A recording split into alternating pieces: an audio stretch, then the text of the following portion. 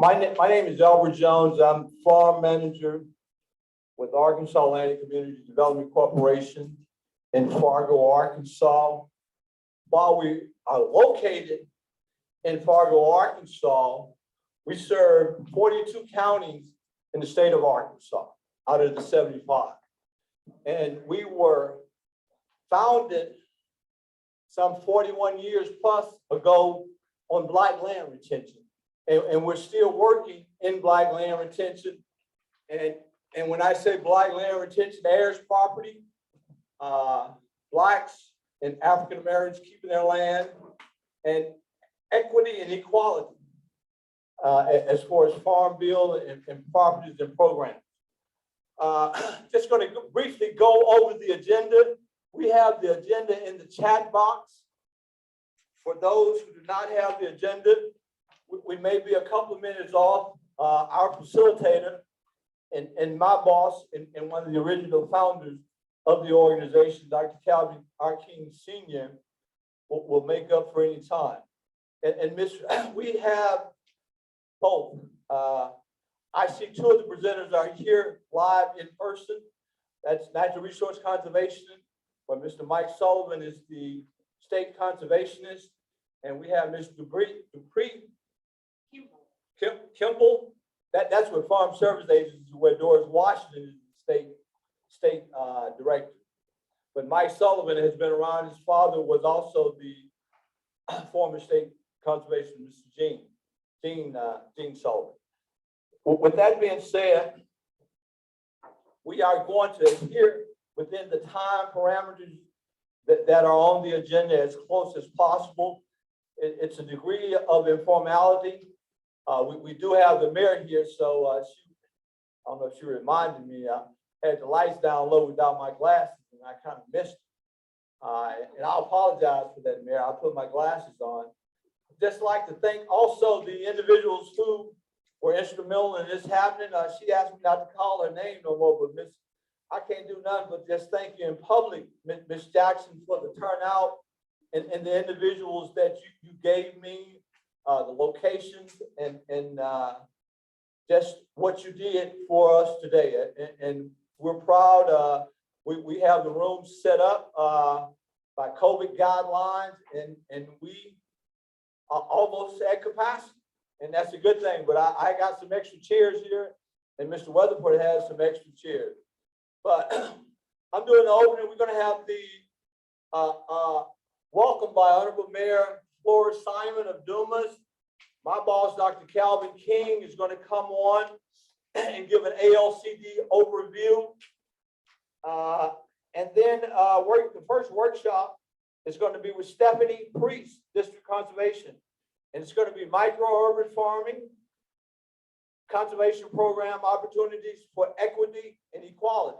And Mr. Rutherford, who said his last cotton crop went in 1962, we were just talking about the equity in farming now. And then we have, who just made it known to me, Ms. Krista Kimbrell of DeShay County. She's the County Executive Director for Farm Service Agency, where Ms. Doris Washington is the State Director.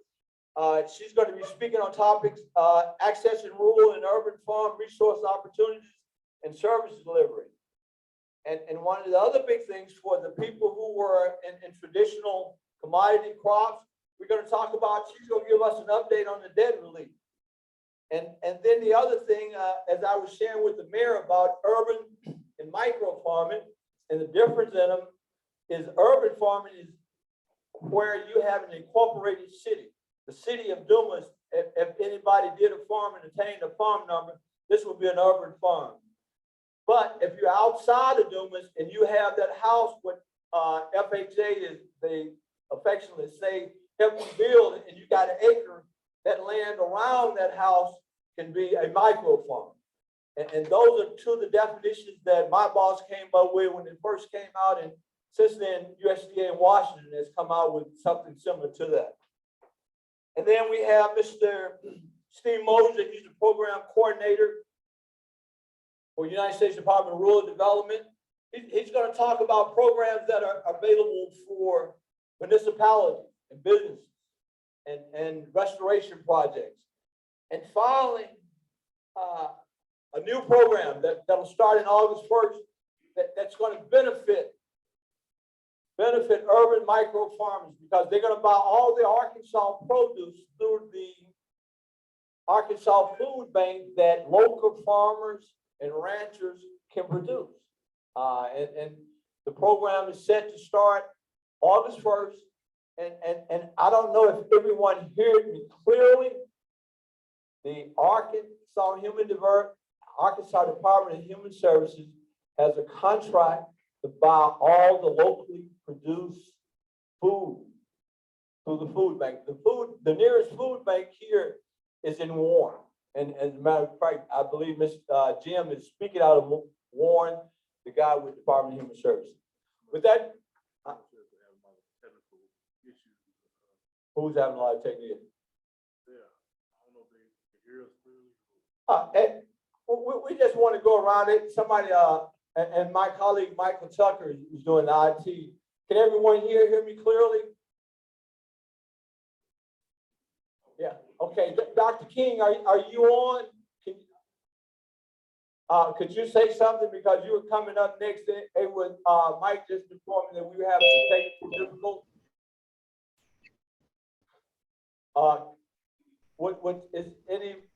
What are the people that, Jim, are you on there? We just did a test with Jim and Warren. He was able to hear me, but this is a new medium. Yeah.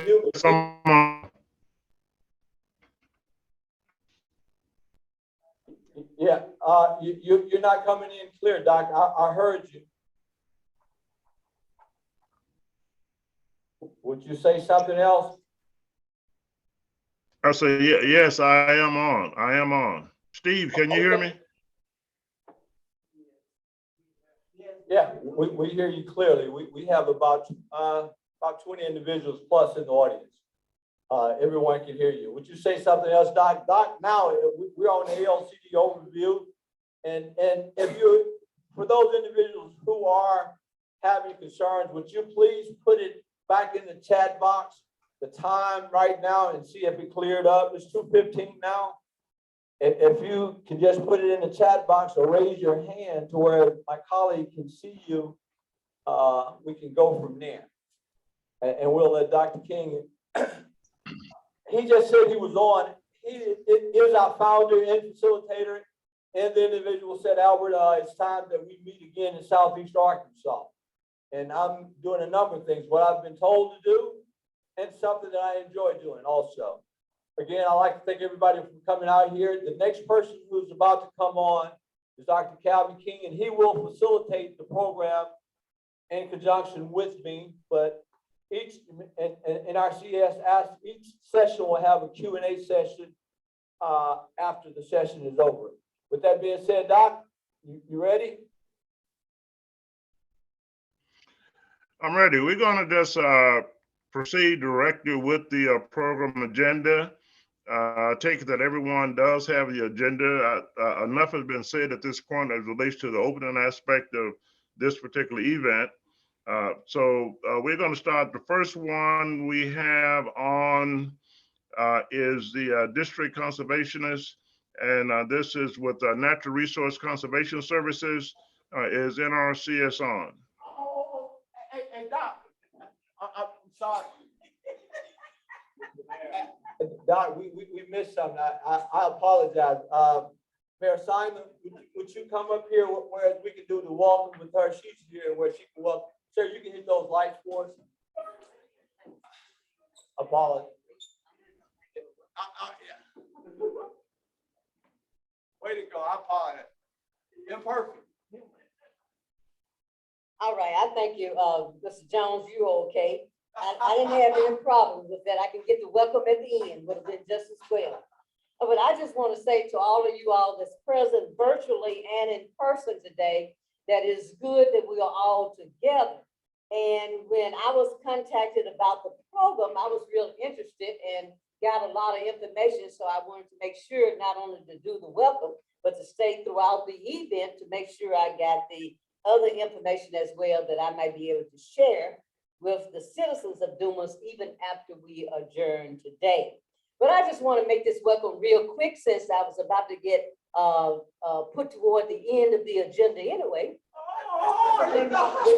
One time at church, my son was on the program to do the welcome, and he came running to me saying, "Mom, I didn't know I was on the program to do the welcome." I said, "Well, it's real simple. You just go back in there when you're called, get up and tell everyone, I'm glad that you felt well enough to come today to be with us for this Christian occasion." So I just want to say to you, I am so glad that you came, that you felt well, you felt interested in what was going on, and you came to be with us today. Thank you.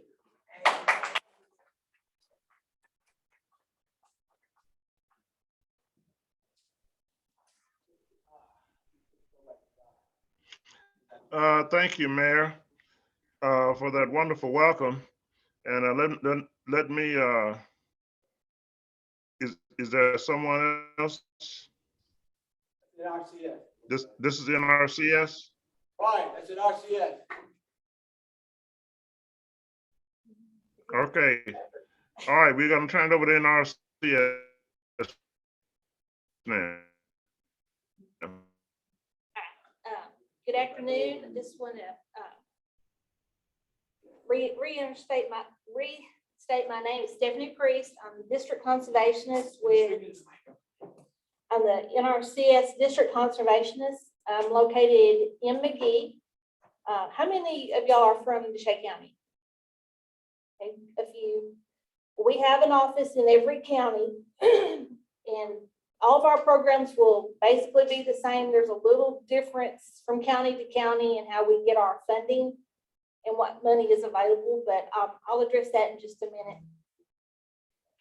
So I've been asked to give y'all kind of an overview of sustainable agriculture. Do y'all know when we say sustainable agriculture, what we're talking about?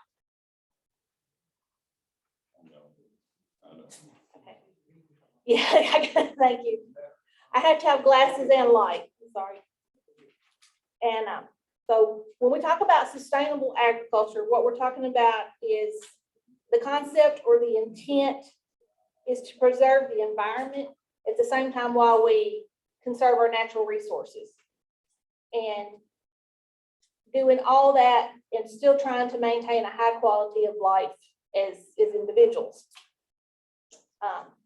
With sustainable agriculture, it allows for our food supply and the demand to be met without depleting our natural resources and our environment. And as far as NRCS is concerned, when we talk about our natural resources, we call it SWAPA: soil, water, air, plants, animals, and then we have a human component to that. So when you're talking about conserving your natural resources, say soil, we try to focus on soil erosion, building our soil up, organic matter, compaction, anything related to soil, in conserving and protecting. Water, we talk about water in regards to quantity and quality. Then air, we're talking about air quality. Plants, we focus on productivity and the health of a plant. And then animals, the same, their health and habitat. And then as human, just our overall well-being. So we try to relate everything we do back to these natural resources. The three main goals of sustainable agriculture, one is for economic I can't speak today, I'm sorry, profitability for our producers, promoting environmental stewardship, and increasing the welfare of our producers at the same time while our producers are trying to meet the demands of the human need as far as food needs go. So how does the USDA foster sustainable agriculture or farming? Well, one, we offer our assistance to our producers. Everything is free of charge. We try to develop conservation plans. In a perfect world, 25 years ago, we weren't so program driven. We'd go out to your farm, and we still will, but we had to schedule everything, but we'd go out, look at your farm. We would review all these natural resources that you have on your farm. We'd see where maybe you have a soil erosion problem. How could we address that? Maybe you have an issue with water quality, water quantity. Maybe you don't have enough water. What can we do to help you with that? And then we help with implementing these practices. We have what we call our environmental quality and sniff program, where we help you pay for practices, depending on what your need is. And the only thing is, it's a competitive process, so you're not guaranteed funding. You put an application in with us. We go over what your need is, what you feel like, your main concern is, and you have to go through a ranking process. Now, for Deshae County, most of our money goes to cropland.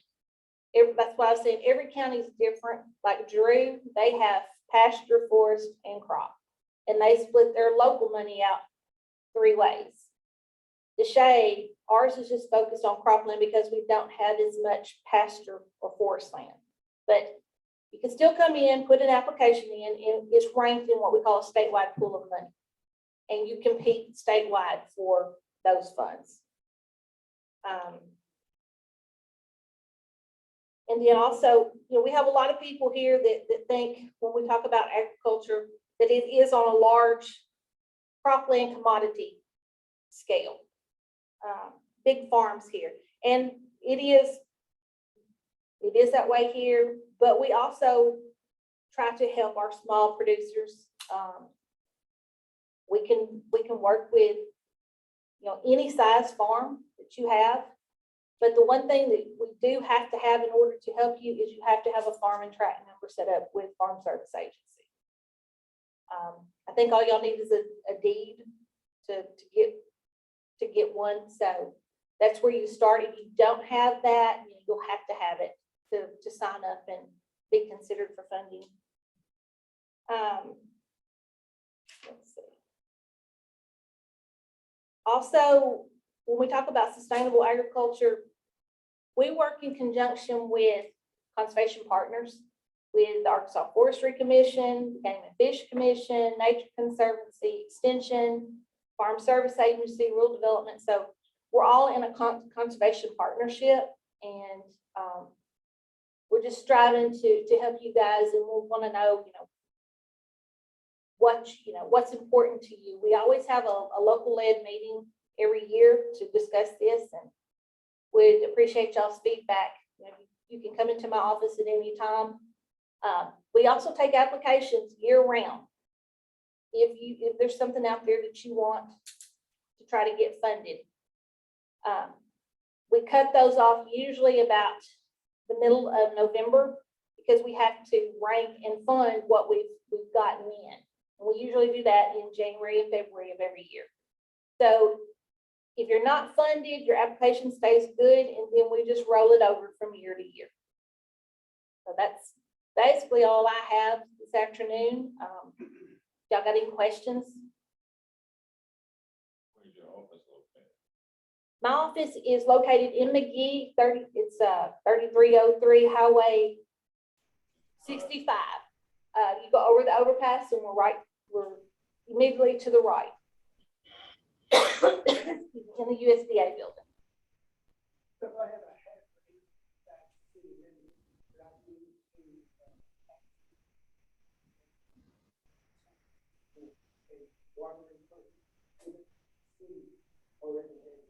water in place, but I'm needing to grow or have my own dedicated source. It's possibly, you do have to have farm and tract number. As long as you've got a legal description and a deed, you can get a farm and tract number. Yes, sir. And the only thing is, if you're needing a well, we do fund wells for alternative crops, but they have to be approved from our state office. letting them know, in Mariana, NRCS, Natural Resource Conservation Service, did put a well in a hoop house. Mary Bullard, they did do it, and that's where, and they had city water there, but he wanted the individual water source, the micro irrigation, and he didn't want all the chlorine in the water from the city. So, yeah. Yeah, no, we won't be talking about a big, deep well, but enough to do, micro irrigation. Anybody else? Uh, 6 acres?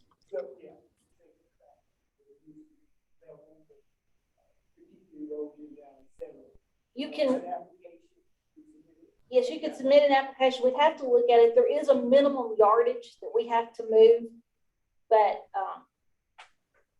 it's pretty low. So we could probably be able, I think it's 600 cubic yards. As long as we can move that, we can sign anybody up. So in your ranking system, is there any type of application you're looking at? Is it ranked by whether you're wanting water, or whether you're wanting land leveling, or is it just first come, first served? Regardless of. Excuse me, just want to say one thing. When you ask the question where the people online can hear you, would you come up and ask about the microphone? Where they can hear you, the people online, she's answering, they can't hear you. I just need you to walk right here. The same question you just asked. Just need you to walk up here where the online people can hear you. We got a microphone right here by the camera. You can just repeat the question where the people online can hear you. The question is, if I submitted an application, would the application be considered on just a first come, first served basis strictly, or would there be some ranking based on the type of service that I'm requesting? Okay. We don't rank on first come, first served. We take all the applications and everybody is ranked accordingly. We have what we call CART. It's a new system and it's driven by geospatial data, basically. It doesn't matter how many practices you're doing or what types of practices you're doing, based off your resource concerns. And it also it goes behind the scenes and it looks at soil type and stuff like that. And it will crank out a score for us. So they're trying to make it more applicable to everybody.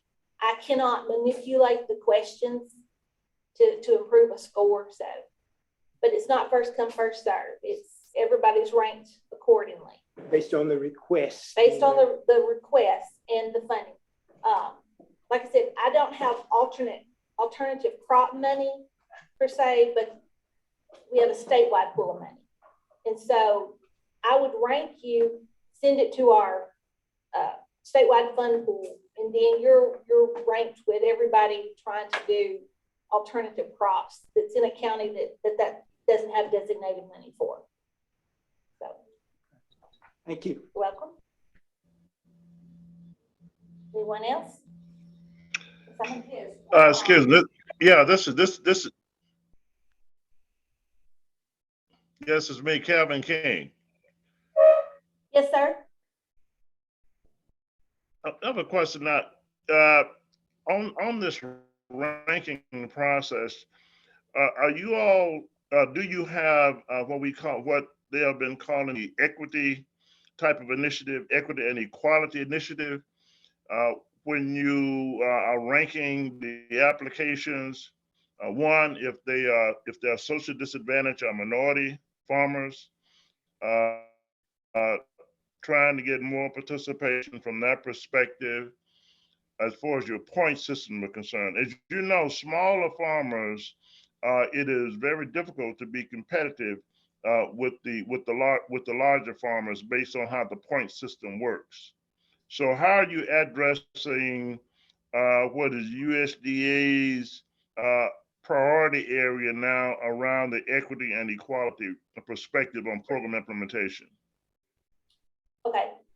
When you bring in your application, in that application, there's a section for you to mark limited resource, beginning farmer, socially disadvantaged, And if you mark any of those, then we also can rank you in separate pools of money that's been set aside for those categories. So you may bring one application in and I may rank you in 3 different fund pools.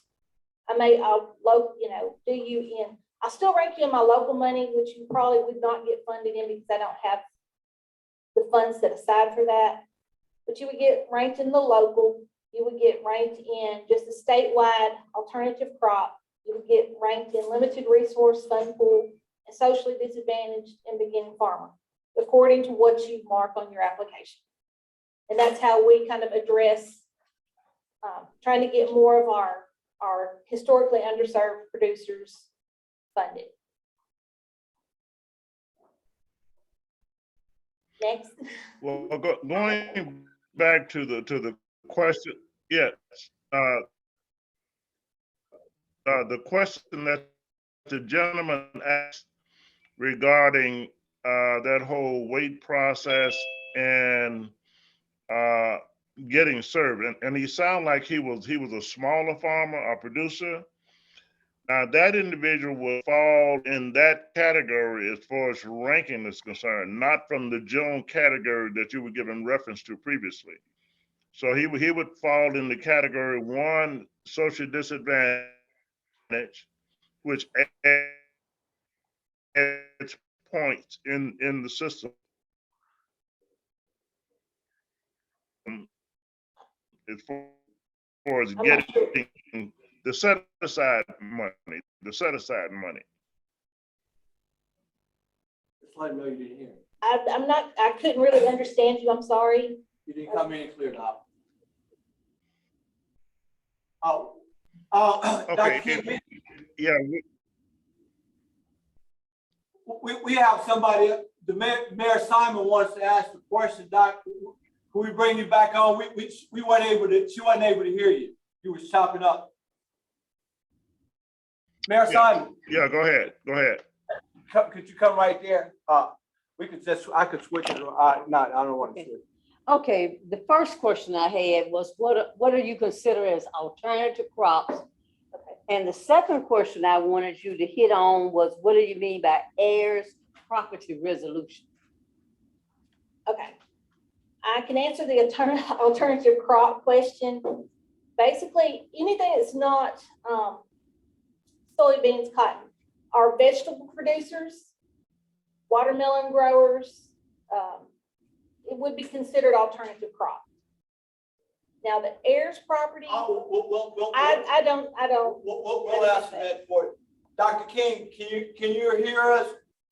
Can you hear me? Would you like to come on and get heirs property resolutions? If not, if we can't get you in, I'll do it. Yes, I can. You're coming in clear now. I'm not sure if you, okay. On the heir property resolution, it's basically an agreement between all heirs to establish an administrative authority. That's one, creating a resolution on that with everybody being in agreement. That's one process for heirs property resolution. Another basis for heir property resolution is under the new law, under the Unified Heir Property Act.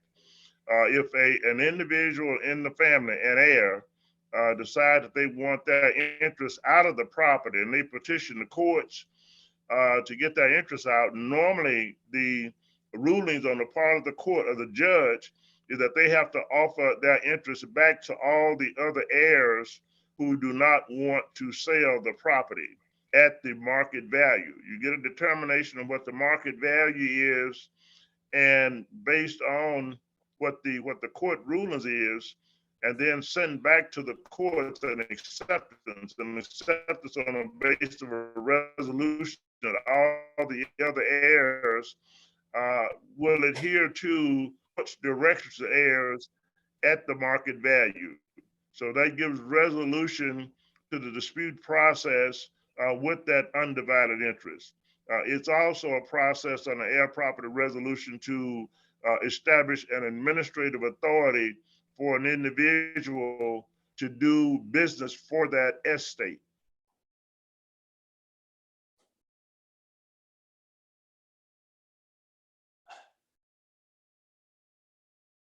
Did he go out? Did he go out, Mike?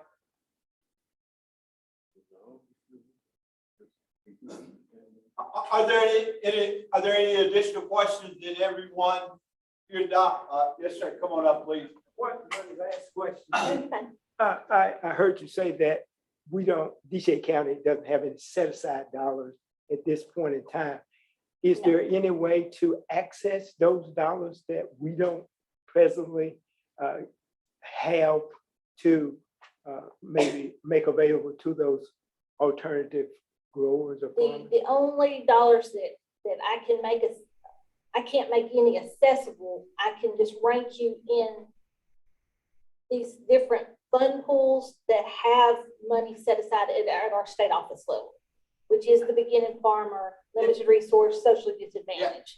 That's how. The first thing is obtaining the farm number. That's the first thing. Are you located within Dumas itself? DeShay County, Are you within the city of Dumas? both. Okay. So you got two plots. Mhm. So you get one farm number and you would do two tracks, correct? You would have one farm number with two tracks. One of them would be a micro farm and the other one would be an urban farm. And new and beginning farmer and rancher, there are special set aside dollars for it. Socially disadvantaged, veterans, they're all set aside dollars for in the state itself. And one of the things Arkansas Land has been contracted out to do is assist you with that application process. As far as the ranking, the information to put on the application to whereas you will rank up hot. And those are groups. Are you a veteran? Yes. So you fit there. That's a special group. No, Veterans not what? no, you only get special veteran preference money if you're also a beginning farmer. Okay. They have taken that away. But he fits the bill on both of those. He's beginning farmer. Beginning farmer and veteran. Yeah, But if I just had somebody come in and they were strictly a veteran, but they weren't a beginning farmer, they don't get a high priority anymore. They took it away, huh? Yes, you have to be a beginning farmer with it being a veteran. They give it and they take it. So you fit that line. So my name is Albert. I have a card up there at the front. You can email me or call the office. Dr. King, are you still there? Are there any more questions from the audience? Yes, I'm still here. Hopefully y'all can hear me. Yeah, you sounded much better. We got another question from the audience now. So the 50-acre farm have to compete for the same farm that's the 5,000-acre farm. 50-acre, Doc, sir, the gentleman want to ask a question about the 50-acre farm competing against the 5,000-acre farm.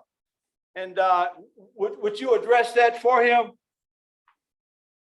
Or I'm sorry, it was to It's her. a 50, Yeah, it was still the NICS person. 50-acre it's a farm. 50 acre. 50 acre versus 5,000 acres. Yeah, it was for her. It's- For the NICS lady. Go ahead. Okay. Yes, you're competing against that person, but with this new cart system, it takes away size. It's basing everything off your resource concerns and this geospatial data. In fact, I'm having a harder time getting for my conservation stewardship program, I can't hardly get the large acreage picked up for funding. It's actually the smaller acreages that we're getting in now. So you're competing against them on a local level, but if you're in alternative crop or social disadvantaged, you're not. They're not competing in those pools of money. Did I answer that? Did that confuse you? What's geospatial? I have no idea. It runs, Geospatial. it's technology and it runs, it's a program and it has different mechanisms that's running in a background that we can't see in this program. And it just kind of I guess, it's like pulling off of the internet. Does it But level? you don't really know how- Sounds like it levels the playing field somewhat. It does. It levels the playing field. That's something this audience would have a huge interest in knowing about, playing field being level. Because just as an example, I've had farmer A and farmer B both sign up. Their fields are neighbors. They join each other. And farmer A has these A, B, C, D practice. Farmer B has the same A, B, C, D practices. They're identical practices. They're the same size acreage. Farmer A has soil type Rilla and farmer B has soil type Sharpie. That's the only difference. Well, farmer B is going to get picked up and farmer A is not. And I have no idea why. It's just that stuff that runs in the background. It picks up, it knows what kind of soil you have out there. It's a little bit scary just to think about it.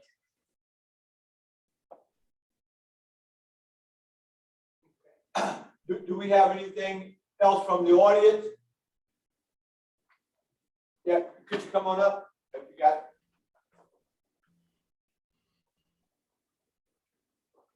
If you don't mind, would you tell the people virtually who you are? I think a lot of Roscoe Joyner, from the Dunes area. Moscow Joyner. Yeah, Thank you. contractor and former farmer. I got a question on your application.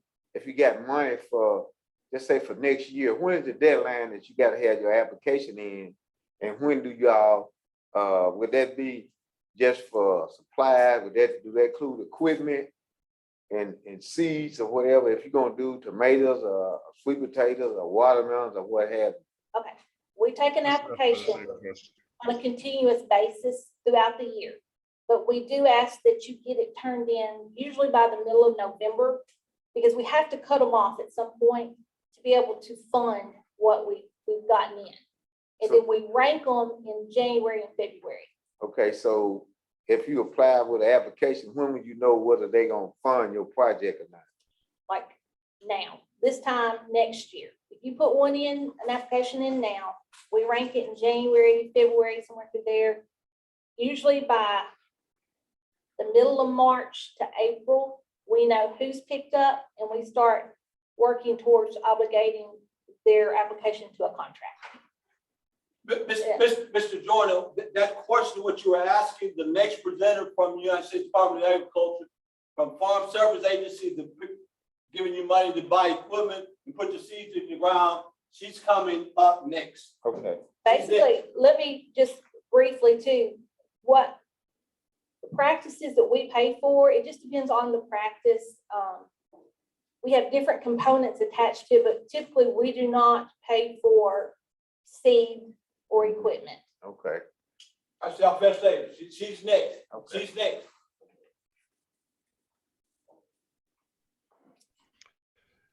Anyone else? Albert, let's make sure we're very clear, that we're very clear on the question he asked. His first question was the application time period, and she answered that question.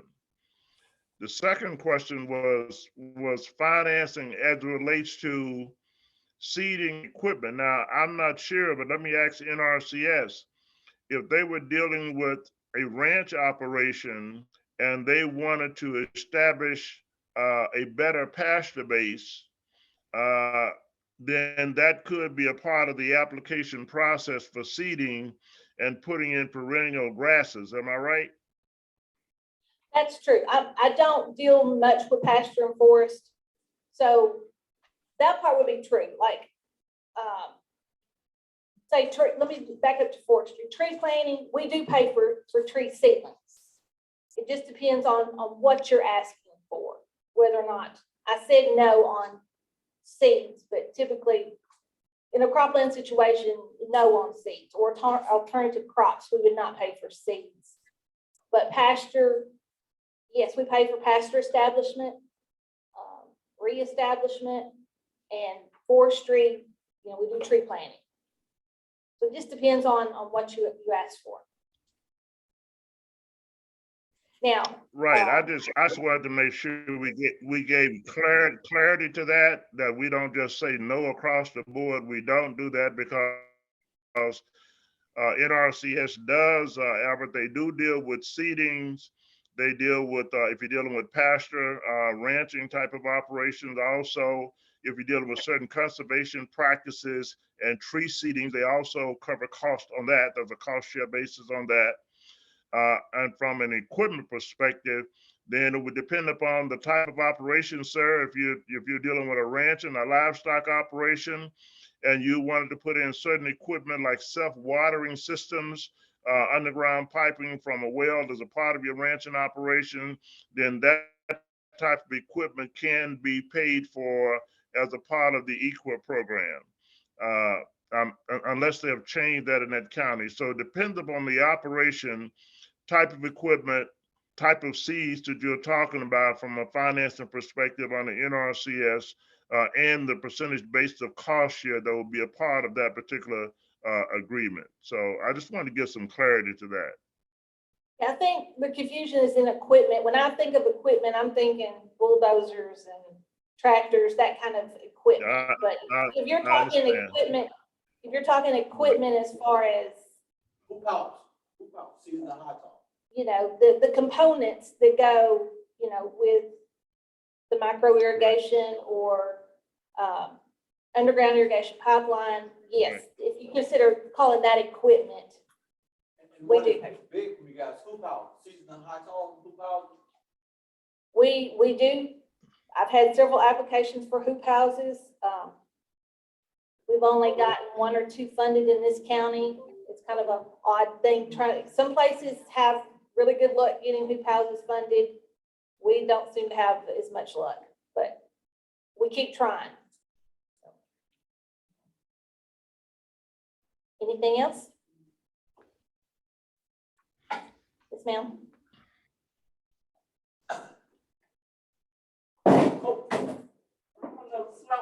That's okay. I'm gonna help you. I'll just walk in.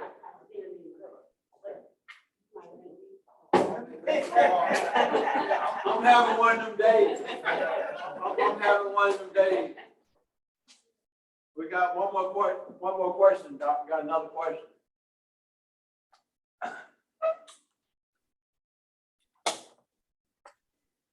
My question is, if you were stating that some of the services that you don't provide in DeShay County, if I need the services that you don't provide, can I go to another county? No, ma'am. So I'm just out of luck If then. it's located in DeShay County, Mhm, we have to fund it in DeShay County, mhm. but you're not out of luck. We just put you in our statewide pool of money. We try to rank you and get you picked up through that. You just won't be ranked in my local money. You go to a statewide. Oh, I can go to the state You office can go, then. yes, ma'am. Okay, I got you. I didn't realize that. I was thinking, you know, if one county can't provide, I can just transfer over to another county. No, we have, where your predominance is if your practice is, you know, you want to do something on a track in a field in DeShay County, then it would come to DeShay County. Okay, I got you. Thank you. I have some questions for you, huh? Yes, I did. Pull up, Doc, right? Did you ask Dr. King if he's still out there? Dr. King, are you still there?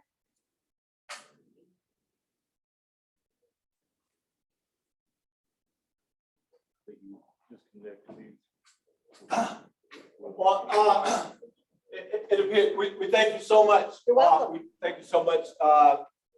And Would you just please give me your address and your contact information? yes, it's on the sign in, it's on that sign-in sheet. Well, everybody, those are ours. We have those. Oh, okay. Would you just verbally give it to us?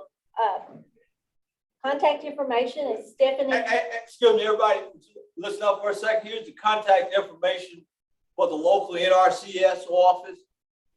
In DeShay County, it's Stephanie Priest.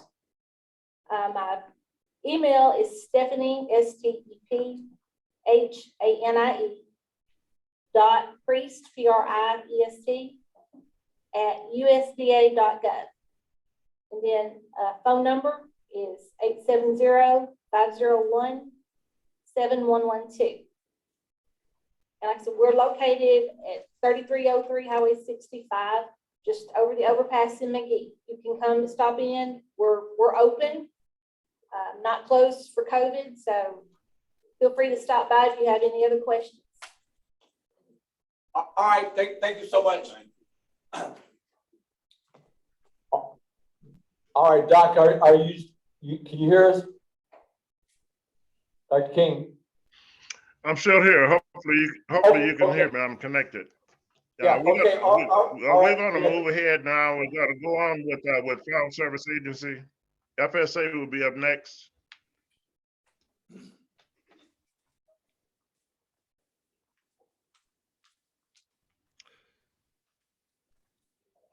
Is Farm Service in person? Okay, there you go.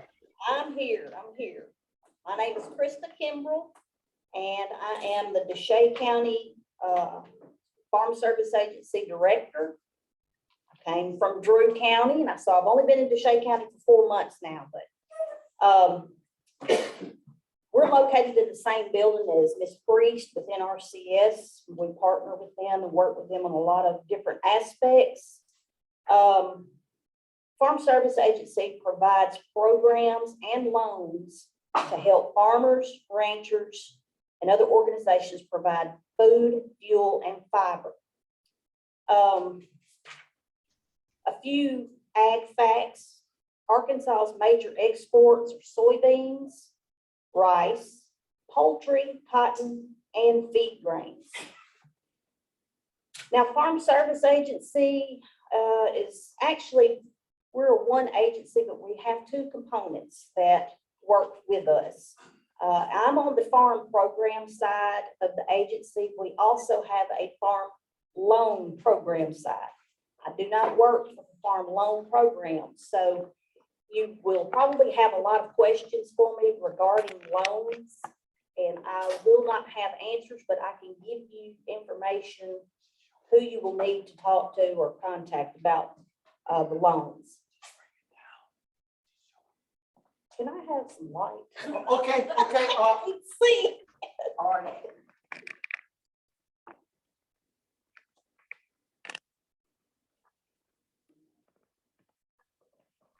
Thank you. So as far as the farm program side, we have a multitude of programs such as safety net programs. This would include programs that help farmers, landowners, and producers that have a farm that has crop bases on it. And those would be considered some of our safety net programs. We also partner within RCS in the Conservation Reserve Program, and that's the program where you plant the trees and you get an annual payment every year. And we also offer aerial photography, which is now, it's our satellite imagery, so it's current. And we can zoom in on the computer from the satellite and look directly at your place. The loan side of the agency, they have a diverse loan portfolio to meet the needs of today's ag producers. They do offer loan programs for beginning farmers and ranchers who need access to capital to purchase land and equipment, and also to established producers who want to expand their operations. I want to tell you a little information about obtaining a farm number. This was something that Ms. Priest hit on about you need a farm and a tract number in order to sign up for her programs, but you need one for our programs as well. And you could start with my office to get that. And you're going to have some form of documentation, and we prefer that to be an actual recorded deed. But in some cases, you may not have an actual deed. We will work with you with using tax records, different things like that, just some sort of legal documentation that will have a legal description on it that's actually been filed with the county. There's no minimum. You don't have to have, 10 acres. You can have 1 acre. We do have some farms that are 1 acre that we will assign a farm number in our system and assign it a tract number. As long as we have that information from your deed or your tax records, that's who owns it, we can get you a farm number. If you don't own the land, maybe you're just farming it, and you cannot get the deed of the owner, maybe you have a lease, a written lease that's got that property description on it, we can use that, but in order to be actually eligible for our program benefits, we're gonna have to have some kind of legal documentation that's been filed with the county to establish that farm. Now, if you are, if you have a farm and you are incorporated, maybe you have a partnership or incorporation or a limited liability company, we're gonna ask for documentation on how to get that set up. We'll ask for the tax ID number. If you're just an individual, we'll also collect your social security number and your name and address in order to get you in the system. There's various forms that you have to fill out in order to be eligible for our program benefits. We have every year, all of our producers that actually get a payment through our office have to fill out an adjusted gross income statement. Now this, they've got it limited to where if your average adjusted gross income is over $900,000, then you won't qualify for our programs. But if it's less, you would qualify. The beginning farmer and rancher deal, this is, we have a state beginning farmer and rancher coordinator. His name is Danny Hoots. He's also my district director in the state. If you have been farming 10 years or less, then you can be considered a beginning farmer and rancher. We have a form, it is called a socially disadvantaged beginning farmer limited resource form. It's a CCC 860. On this form, you would check the block for beginning farmer and rancher, and you would list the month and the year that you began farming. And what this does, when we get this form, when we load it in the computer that you said, yes, you are a beginning farmer, it will trigger where certain programs, you do get an increase in payments. We have a lot of payments that we send out that may be factored by the national office. And they may say you'll only get 75% of what this payment would be. But a beginning farmer and rancher, even a socially disadvantaged, a member of one of those groups, this is race, ethnicity, female, you get actually an extra percentage usually, instead of being cut to 75%. And just as an example, we've recently had a program. I know you all remember all the flooding we had in the county in 20 and 21. We've had a lot of rain. A lot of farmers lost a lot of crops. And so we've had an emergency relief program that came out based on the people that had crop insurance on those crops, and they filed a claim through their crop insurance agent.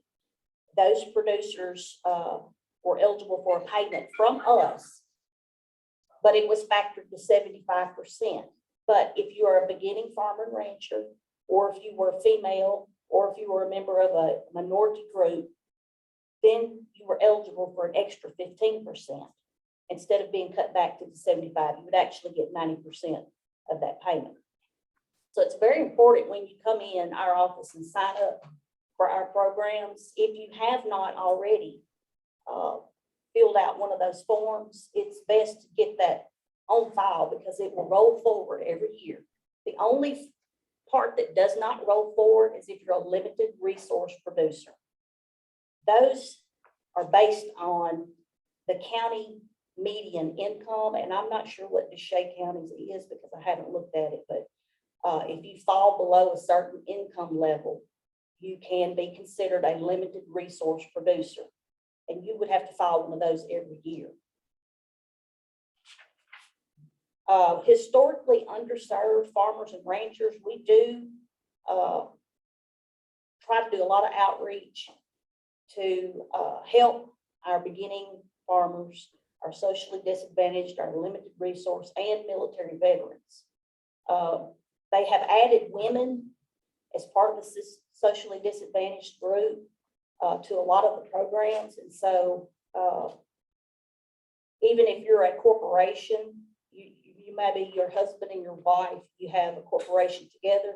If the wife owns 50% of that corporation, your corporation can be considered socially disadvantaged because of being women-owned by 50% or more. Urban agriculture. Now, this is something new to me. Like I said, I came from Drew County, so I have worked a lot with small farms and vegetable farms and fruit farms. But urban agriculture refers to the cultivation, the processing, and distribution of ag products in urban and suburban settings, including things like vertical production, warehouse farms, community gardens, rooftop farms, hydroponics, aeroponic, and aquaponic facilities. Urban farmers and gardeners work among diverse populations to expand access to nutritious foods, foster community engagement, provide jobs, educate communities about farming, and expand green spaces. And that may fall into some of this, what NRCS was talking about with the hoop houses, the hot houses. You know, there's all kinds of things out there that's available, even if you only have a half an acre. If you can provide the documentation to get a farm number, and this is going to be your livelihood, if this is how you're going to commercially sell a product, you're more than likely eligible to sign up and get some kind of assistance through the Farm Service Agency. One more area I want to talk about, and they've hinted at it, this air property. If you've inherited land without a clear title or documented legal ownership, what can you do to get a farm number? Well, they have changed a lot of the regulations. It is a lot easier now to get a farm number. Air property is family-owned land. It's jointly owned by the descendants of a deceased person whose estate did not clear probate. The descendants or the heirs have the right to use the property, but they do not have a clear marketable title to the property since the estate issue remains unresolved. And I've come across that a lot in the last 30 years working. There's a lot of property out there that does not have a clear title to it. Operators on air property who cannot provide owner verification or a lease agreement may provide alternative documents to substantiate that they are in general control of the farming operation. Now, this alternative documentation, this could be written affidavits from the heirs that consent to someone farming their land. If you can get something like that, a signed statement even from each heir, you know, that works for us.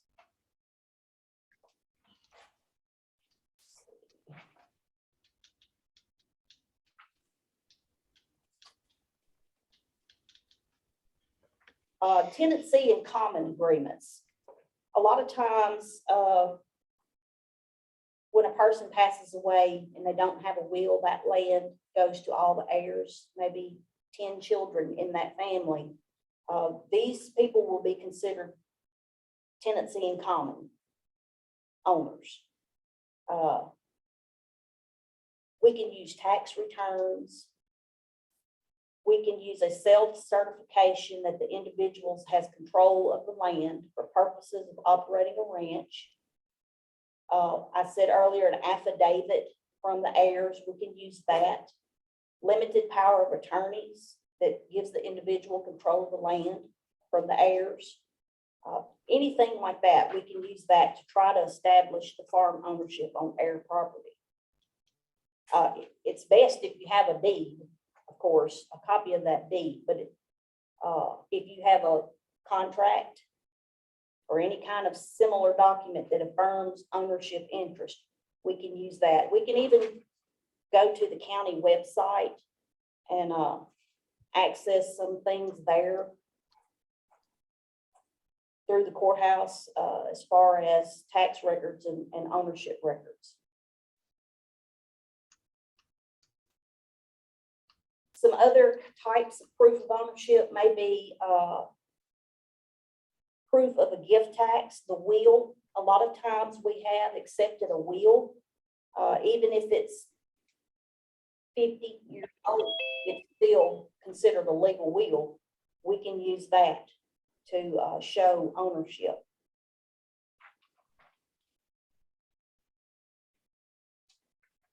Now, there is a program out there for heir property relending. This is something that is going to be through our farm loan side, which I don't work for. So I won't have a lot of information about that. But if you've inherited some land and there's no clear title and you don't have any legal documentation of ownership, the heirs property relending program can help you resolve the ownership and the succession issues on this land. It provides capital, access to capital to help you find a resolution, keeps the farmland in farming, protects the family farm legacies, and supports economic viability. It will provide loans to eligible lenders. Now, this program, from what I understand, it lends money to local institutions, lending institutions for this specific purpose. The heirs would apply directly to those lenders. If they're approved for that loan, this is going to help you have the money to resolve title issues and obtain a legal title. So it's not actually a direct loan from USDA, but USDA is part of it because they're providing these banks and financial institutions with this special money to help heirs get the land straight, get it, whatever they need to do to get the title.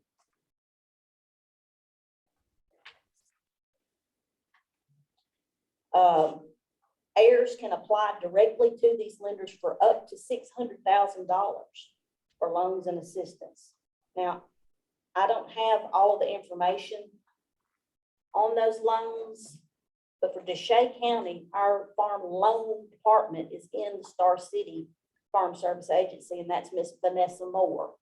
And if you're in Drew County, like Miss Jackson, they've moved their loan programs to the Chico County office. So Jason Rawls is the loan manager there. So it's kind of split up. They've got us by districts. And so the loan side, we don't have loan presence in every county office.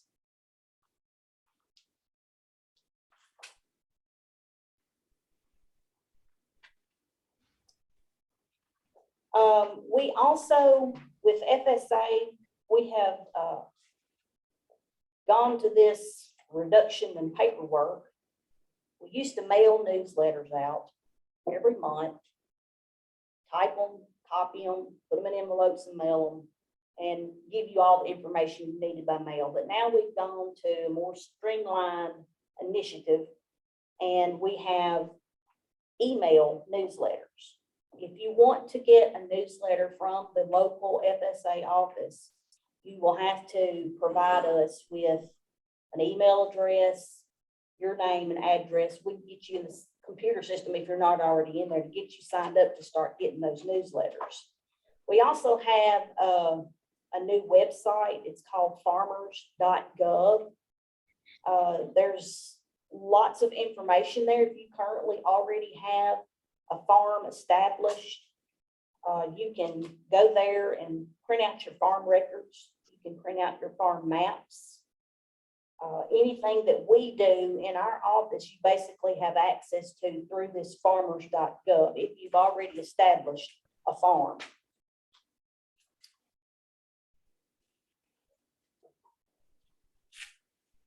We also periodically, not very often, we send out text messages from the agency.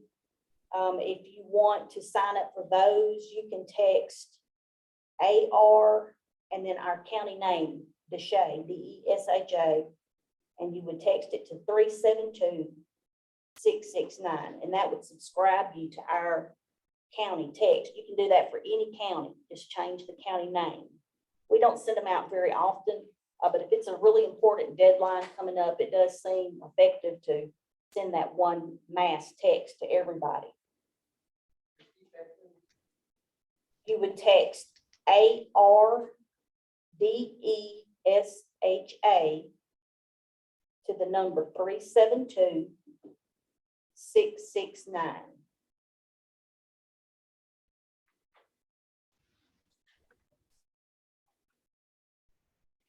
We also have on our website, we've got a special one for questions. If you're just looking for general answers to questions, ask.usda.gov.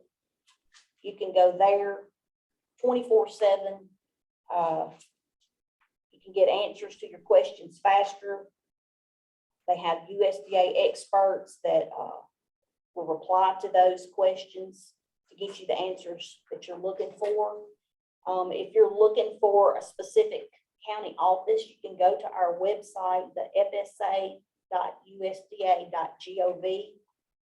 And we have a service center locator. You can search it by county or city. One other thing that we also have, each county in the state that has actual FSA office in it, we have a producer elected county committee, which is kind of like our board of directors. And it could be anywhere from 3 to 11 people on that committee, depending on the size of the county. But in Desha County, we do have 3 elected committee members, and we have 1 minority advisor. And these people are local farmers or landowners that represent 3 different districts in this county. And they provide a wealth of information to the county office employees, and they also act on behalf of the county. Now, if you're from the northern part of this county, Mr. Alex Cox is our board member for that area, and this goes all the way up to Snow Lake, I think, and all that area up there. Mr. Steve Stevens, he is in our central part of the county, as far as Watson and Kelso, Kelso. And then Mr. Bradley Holt, he is further south, the southeastern half of the county. He represents that area. We do have an election every year for one of those people. And this year, the district that Alex Cox is in, which is the northern part of the county, that is up for election. So if you already are established as a farm owner or a producer in that district, you're eligible to nominate yourself, or someone else could nominate you to actually run for the board position. But you do have to already be in our system and already established on a farm. Those ballots go out in November, and you vote on the ballot and you mail it back to our office. But those are just a few of the things that we have in the Farm Service Agency. I do apologize, I don't have more information on the lending side. But I do have contact information if anybody needs that for those persons.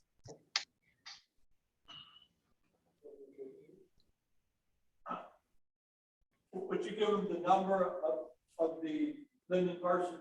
Okay, for the farm loan programs, if you are a DeShay County producer or owner, her name is Vanessa Moore. She's in the Star City office in Lincoln County. Her phone number is 870-628-5381.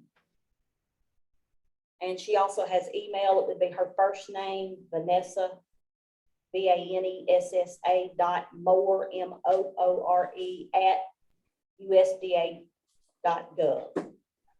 If you're in Chico County, Drew County, Bradley County, Calhoun County, you're going to deal with Mr. Jason Rawls. He's in the Lake Village office, and sometimes he works out of the Hamburg office in Ashley County. His Lake Village number is 870-265-5312, and his email will be his first name and last name. His first name is Jason, JASON, and then his last name is Rawls, RAULS, @USDA.gov. And that's all I have. I do have some cards here that I would leave with Mr. Jones. And would you ask the audience if they have any questions? If anybody have any questions?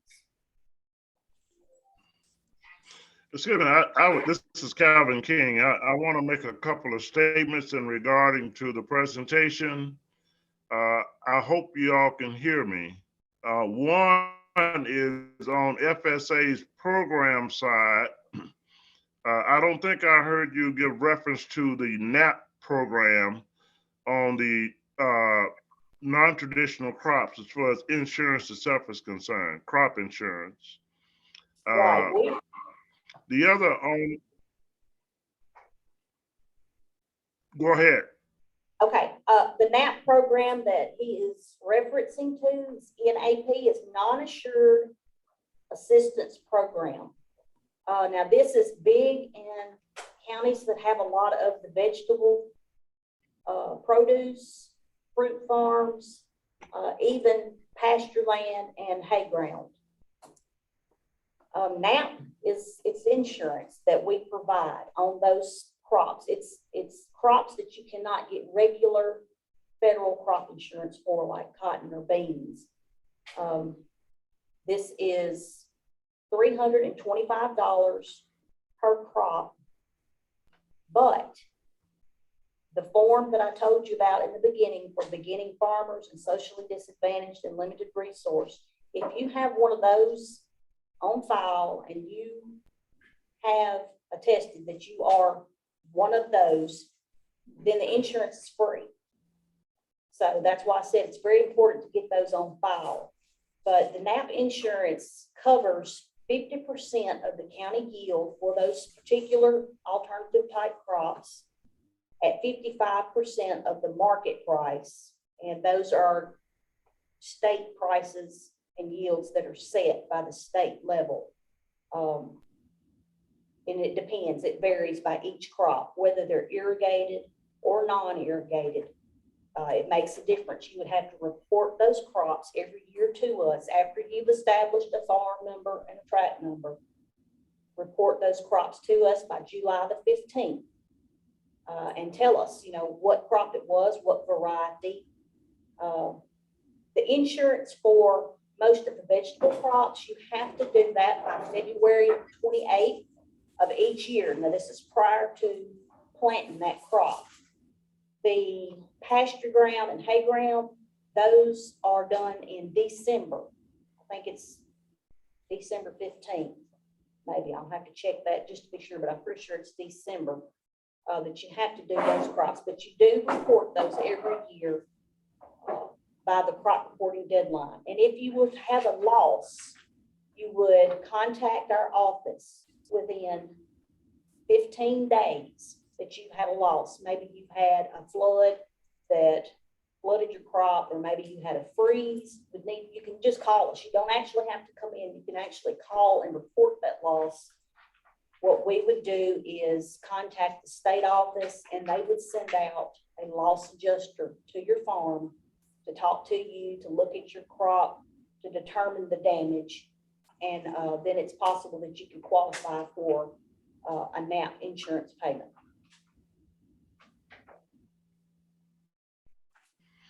Okay, I wanted to mention that because we're really promoting more of the vegetable crop production, linking back to some other opportunities with the Department of Human Services. If you're going to be a small producer and going into the business of producing vegetable, it mitigates your risks in producing those crops. Another part of mitigating the risk itself is the conservation program. Having irrigation system put in is very crucial. Very, very quickly on the loan program side, I do want to mention they have two types of loans that's administered by Farm Service Agency. They have a direct loan where FSA makes the loan directly itself for operating purposes. They also have a direct microloan. The regular direct loan for general farm operations, what the traditional farming operations are, is $400,000 for an operating loan. That includes your general operation as well as equipment for that operation. $400,000 is a maximum on the direct loan side. They have the land purchase loan with a restriction or requirement that you must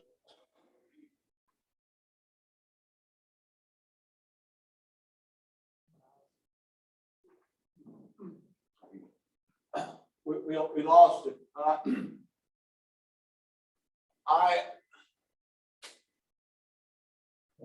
I believe we lost him. He was talking about the type of loans.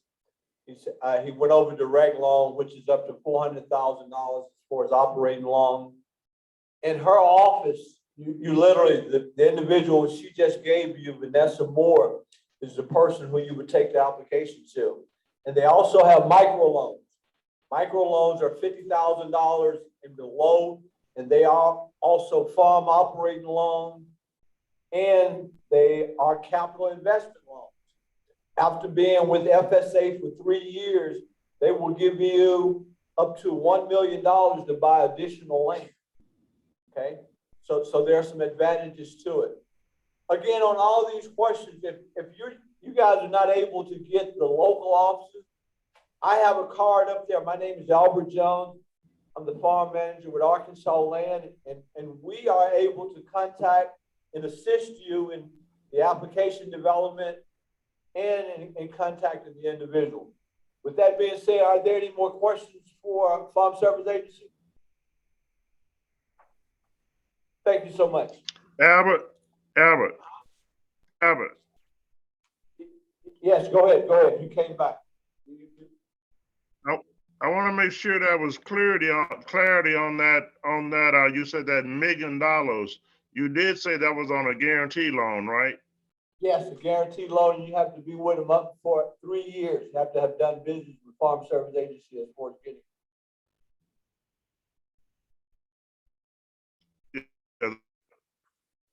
That's on the capital invest. That means you're dealing with your local bank, and they can do up to 90% guarantee. I just want to make sure they have clarity on that.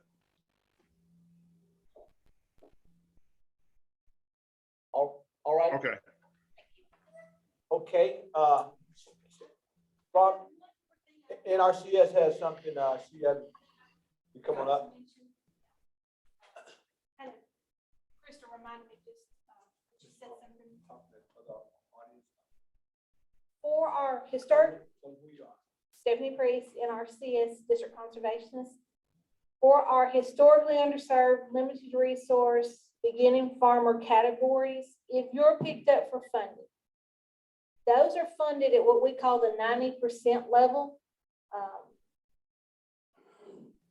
But what I wanted to iterate was I get a lot of phone calls for people wanting to know about our grant program. We do not have a grant program. Grant would insinuate free. This is a government cost share, meaning the government shares in the cost. So if you're funded at 90%, you're still responsible for 10% of the cost to finish that project. Just wanted to clarify that. And just tell them about the advance also, and when they're funded, you can get up to 60% advance for it. You have, when you, on your application, you have to mark, your application, but when you're picked up, you have to state that you want an advance payment. But this is just to clarify, when you get that advance payment, you only have 90 days to complete what you've asked for with that money. So, or you got to pay it back. Not with a hoop house, you do, a lot of individuals are hoop house. Yep. Thank you. All right, thank you, Dr. King.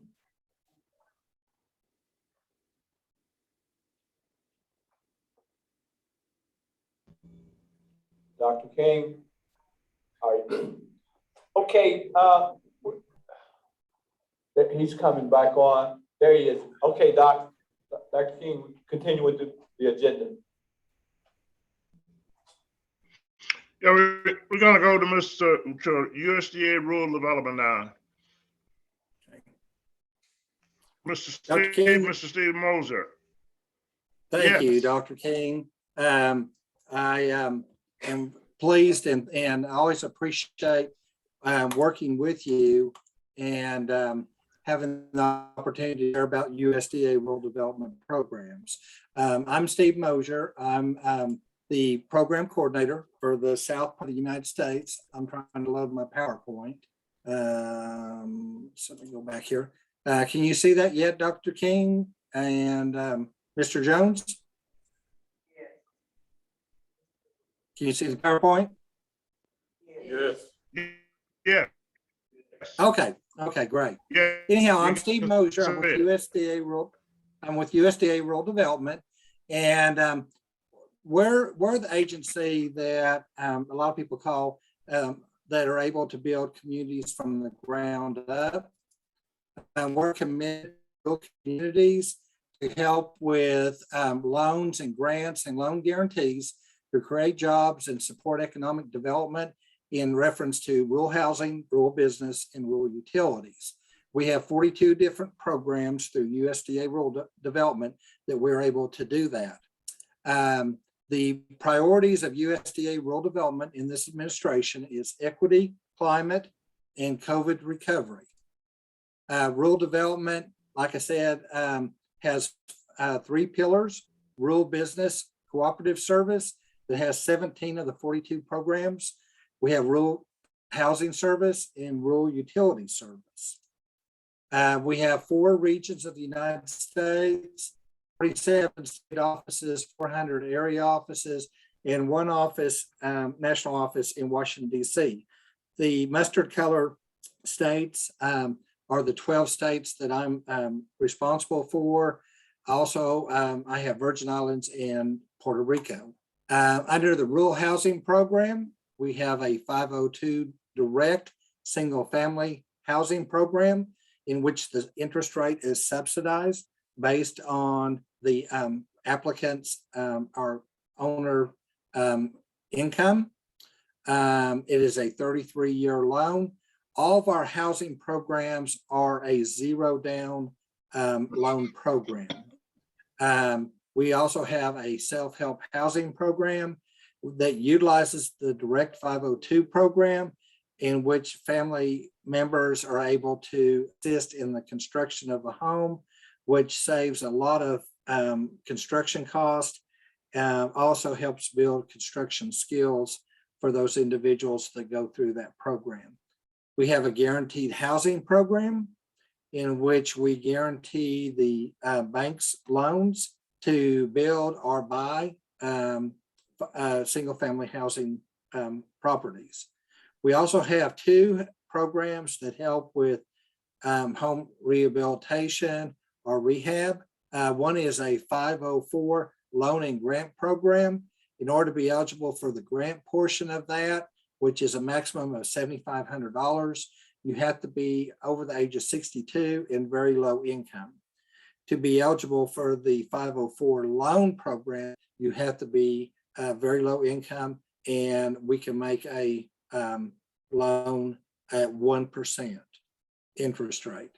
Also, we have a housing preservation grant program, and that's for people that are above the very low income category, but they have to be in an area in which we have a nonprofit that has applied and been awarded the grant program to administer that program. We also have a multifamily housing program, which we financed over 700 apartment complexes across the state of Arkansas. And individuals that live in those properties, if they qualify income-wise, their housing expenses will not exceed 30% of their income. We also have a community facility program under the housing program. And we have a guaranteed program, a direct program, and a grant program.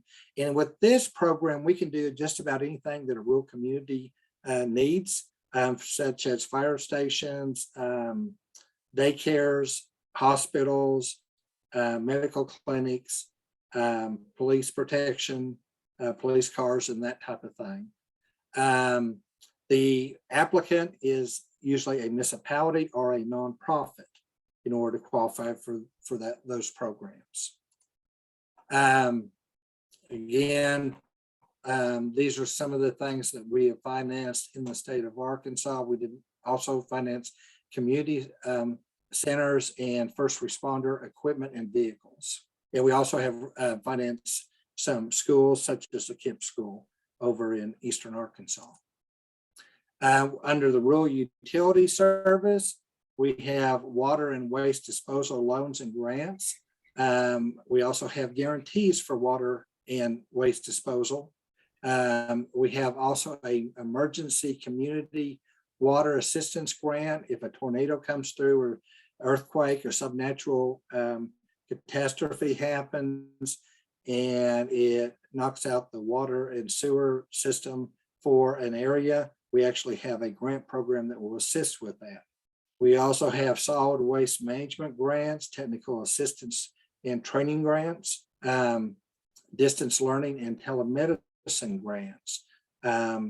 If a school is wanting to do some distance learning, to offer some coursework that they typically would not be able to do without distance learning, that would be a program that they might want to apply for.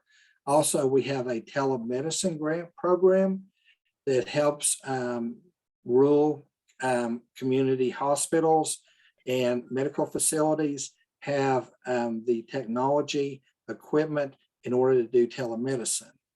We have Community Connect grants, broadband access loans and guarantees, and telecommunication infrastructure loans and guarantees that help with infrastructure of broadband. And those programs all are part of the rural utility service. We also have some electric programs. There's one project right now underway through the electric program that actually is a broadband program with Arkansas Valley Electric out of Ozark, Arkansas. Like I said, with the water and waste disposal loans and grants, we can improve infrastructure, support public health and safety, and promote economic development. Under our rural business program, we have, the largest one we have is our rural business and industry guarantee program, in which we can guarantee loans for small businesses up to 25 million. The amount of loan determines the amount of guarantee. If it's under 5 million, it is a 90 or 80% guarantee. If it's $5 to $10 million, it's 80% guarantee. And over $10 million, they can qualify for possibly up to a $25 million guarantee. We have an intermediary relending program, and that is a program in which we loan to nonprofits a 1% loan that they turn around and make microloans to rural businesses. Forge and Arkansas Capital are two of the largest intermediary relending partners that we have in the state of Arkansas. We also have a rural business development grants, both enterprise and opportunity grants for strategic planning to help communities determine what they would like to do, revolving loan funds and things like that. Another program you might be interested in is the value added grant program. And that's to help agriculture producers capture more consumer dollars by adding extra value through processing and packaging of their agriculture commodities. That program usually is a maximum of about $100,000. It is a competitive program, and you apply through our rural business and industry division in our state office for that. We also have a socially disadvantaged group grants. We have cooperative development grants, which helps cooperatives get developed. We have Rural Energy for America program grants, up to 25% of the project for either rural renewable energy or for energy conservation. They're under the Section 502 Advanced Biofuel Payment Program can also be part of that REAP or Rural Energy for America program. We have what they call red loans and red grants. Those are rural economic loans and grants that can be made to a public utility, and then they turn around and make the loan or grant for a community project such as a hospital. USDA Rural Development program in reference to equity. We're getting ready to unveil a 10 census block area of underserved rural communities in each state will be identified. Partnerships will be developed, and we'll engage with these partners to assist these underserved areas by accessing federal, state, nonprofits, and foundations. Another thing I wanted to mention is the Arkansas Community Economic Development Alliance. This is a volunteer group of federal and state agencies, nonprofits, and public bodies, nonprofits and foundations that work together to try to move Arkansas forward through economic development.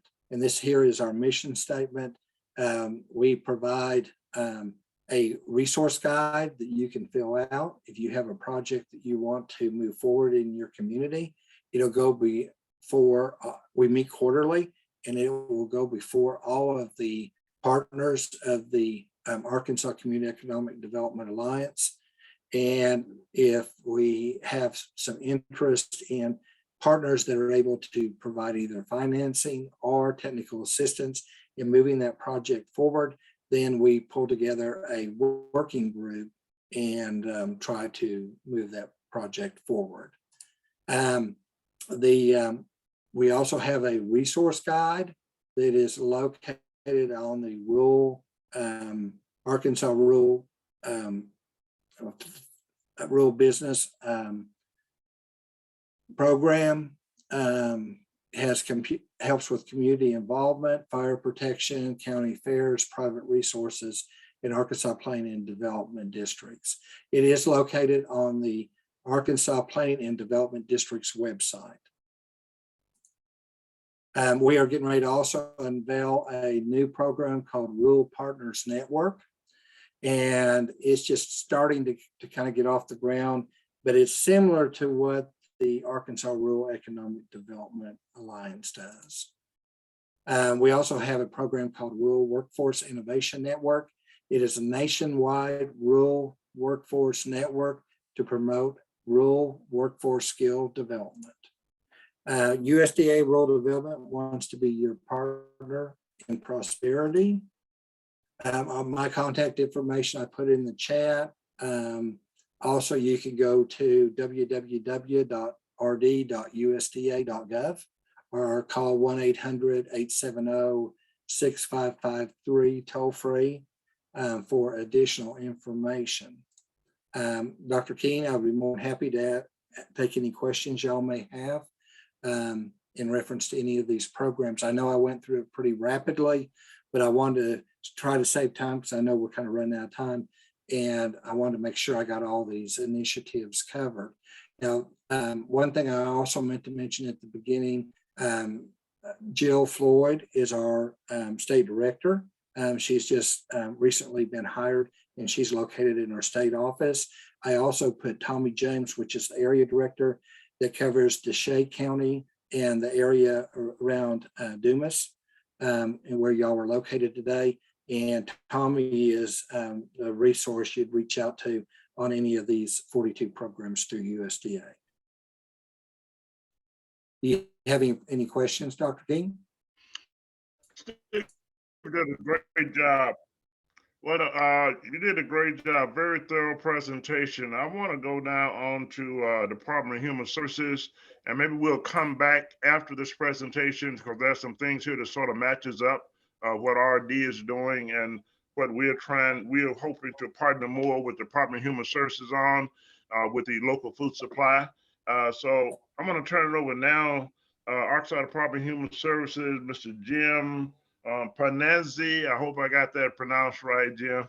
That's okay, Dr. King. You got closer than anybody has gotten it.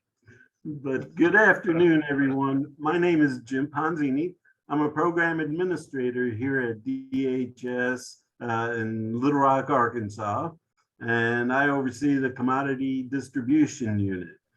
With me today is Ms. Pamela Burton. She's my assistant director, and she turned her camera on so you could see her smiling face. So what we do in the commodity distribution unit, we work to distribute food for all of USDA food distribution programs. So to give you an example, we have the National School Lunch Program for all the schools in the state. We have the Child and Adult Care Feeding Program. We have the Summer Feeding Program that's going on right now. We have the Emergency Food Assistance Program, which is food going to food banks and food pantries. We have a Commodity Supplemental Food Program, which is a program for seniors. We also have purchases we make through the Department of Defense, fresh fruit and vegetables, as well as processing, which is providing bulk material to processors to further process into usable meals for school lunches. We also are available during disasters throughout the state, providing Red Cross Salvation Army with food for congregate eating or for food for households. What's very exciting coming up is where we've written one grant and we're finishing up a second grant, and both grants go hand in hand.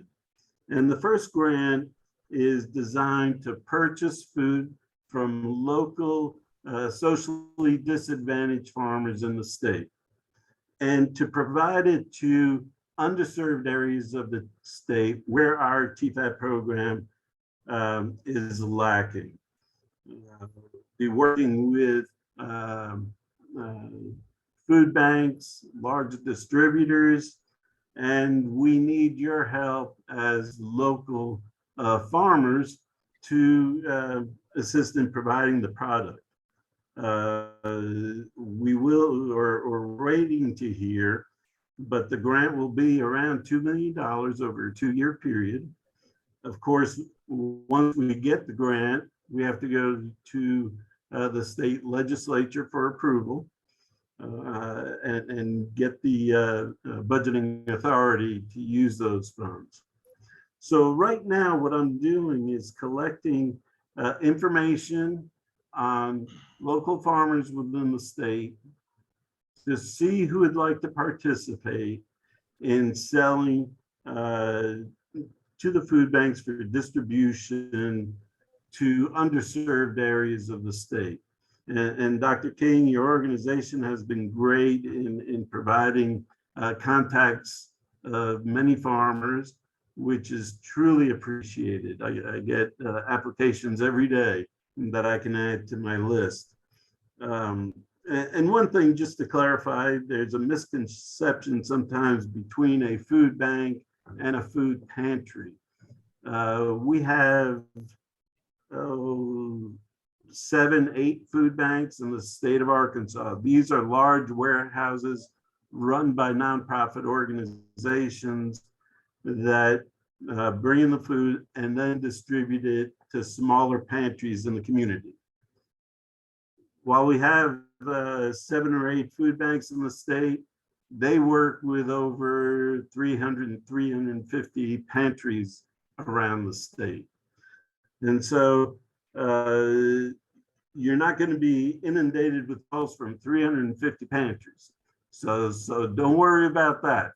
But I'm putting a catalog together of both the distributors and the farmers, so that even before we get the funds and before we get late legislative authority, you can at least start communicating with each other to get to know one another, let them know what you have available, do a little marketing, and the size of your operation doesn't matter. It could be 1 acre, it can be larger.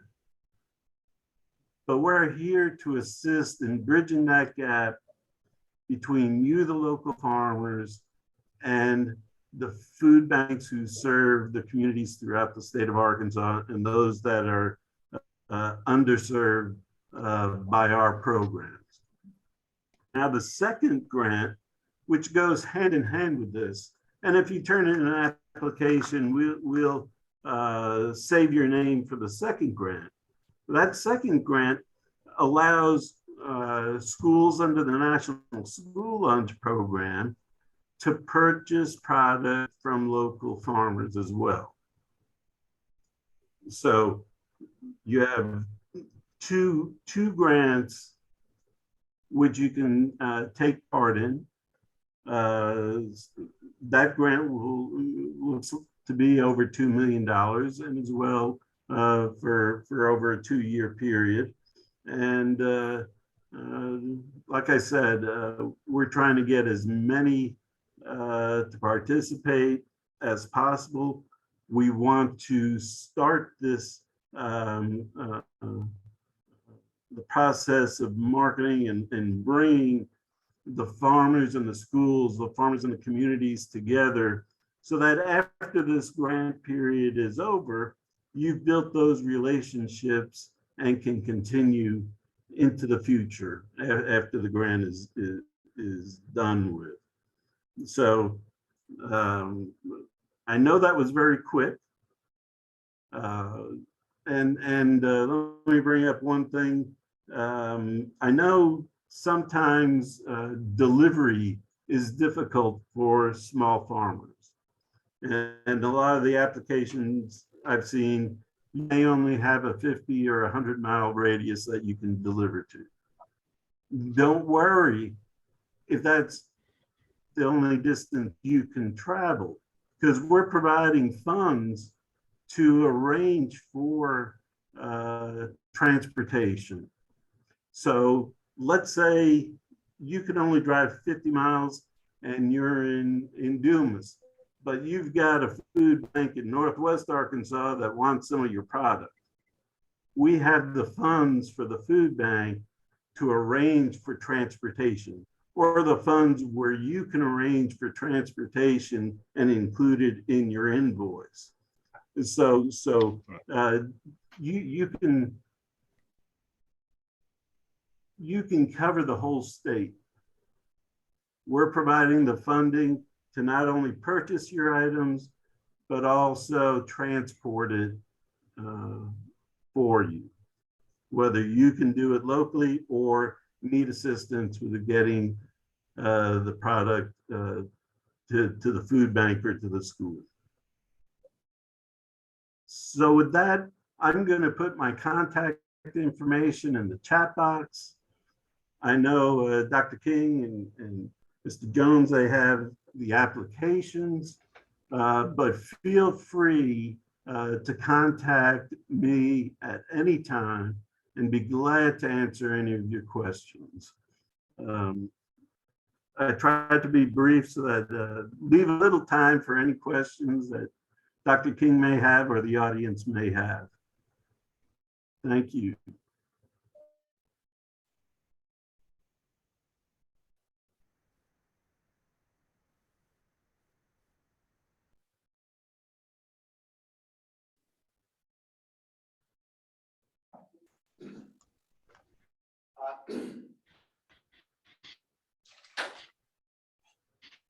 Dr. King, All right, thank you, Jim. I know I'm having some connection issues here, but I really want to Steve that you're not coming in, Doc. press. Yeah, you're breaking up. You're breaking up, Doc. Steve Mosier, they need, Jim, we thank you so much for your presentation. Would you put your contact information in the chat box to where we can announce it to the audience? Would you announce your contact information here, please? I I'm already not did. sure if this is on my end, if this is on I also put our program matrix for USDA rural development for our 42 programs in the chat box also, the link to it. Okay, Steve, they cannot see the your contact information in the chat box. Jim, nor can they see your chat box information in the chat box. I'm putting mine in right now. Okay, but I would like both the audience here we have, that they would like to have you guys' contact information. They would like for you to announce it to where they will have access to it. Do you hear me, Steve and Jim? Would you please announce that to the audience here? Yes, I'm glad to. My name again is Jim Ponzini. My telephone number is 501-371-1402. And my email address is James, James, .Ponzini, PONZINI, at DHS.Arkansas, all spelled out, .gov. Just for clarity, would you repeat that one more time? And after Jim repeats that, Steve, would you come on and give him your contact information also, please? Sure. Sure, I'd be glad to repeat that. My telephone number is 501-371-1402. And my email address is James, James, .Ponzini, PONZINI, at DHS.Arkansas, all spelled out, .gov, G-O-V. And Mr. Jones, my contact information is Let them know who Steve. you are. Yes. Steve, would you let them know who you are? Yeah, I'm Steve Mosier. I'm with USDA Rural Development. I'm the program coordinator for the South. Again, I've got 12 states plus Puerto Rico and Virgin Islands. My contact information is Steve, STEVE, .MOSHER at USDA.gov. And my number is 870-754-9352. And our state office phone number is, our state director is Jill Floyd. And her email address is jill.floyd@usda.gov. And their number is 501-301-3205. And we also have a housing division there. And then we have the rural utilities and the rural business section there. But I'll be more than happy to answer any questions y'all may have and be glad to connect you with Steve, we have a area question. directors or whoever you need to talk to. Sure. Steve, the audience had a question for you. They wanted to know on the 502 program as far as rehabilitation, what are the minimum credit bureau that's due on the 502 and also the 504, the self-help housing? Do you use minimum credit bureau? We look for a minimum credit score of 640. However, there are some circumstances in which we can go below that. Or if you don't have adequate credit history, we can look at alternative credit such as utilities, history, or we can look at cell phones or something like that. But there are alternative credit things that we can look at if your credit score is below the 640. Okay, thank you so much, Steve. Dr. King, are you bet. still here?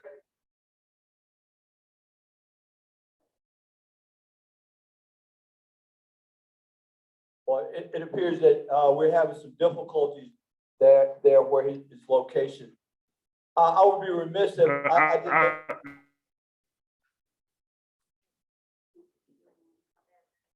I know it's a bad connection. So, and I know we're also out of time. I just want to express my appreciation to all the presenters, all those as a part of the agenda, as well as for the in-person audience participation, as well as those that are online. And hopefully the next time I will be in person with those. Our next location for a meeting will be in Holly Grove, Arkansas.